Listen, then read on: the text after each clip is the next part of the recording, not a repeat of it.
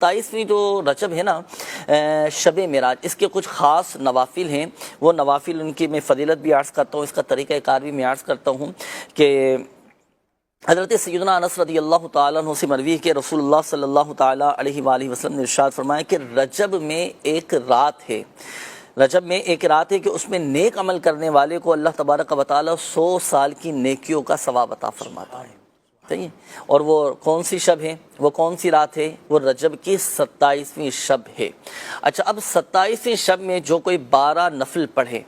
صحیح ہے، 12 نوافل پڑھنے، ہر رکعت میں سورہ فاتحہ کے بعد کوئی سی بھی آپ صورت ملا لیں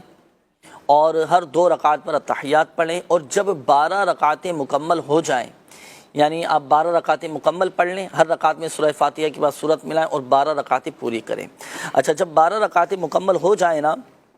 تو سلام پھیرنے کے بعد اب 100 مرتبہ پڑھیں گے سبحان اللہ والحمد للہ ولا الہ الا اللہ واللہ اکبر، تیسرا کلمہ جو ہے 100 مرتبہ یہ پڑھیں، پھر 100 مرتبہ استغفار پڑھیں، یعنی استغفر اللہ استغفر اللہ استغفر اللہ، 100 مرتبہ یہ پڑھیں، اس کے بعد 100 بار درود شریف پڑھیں۔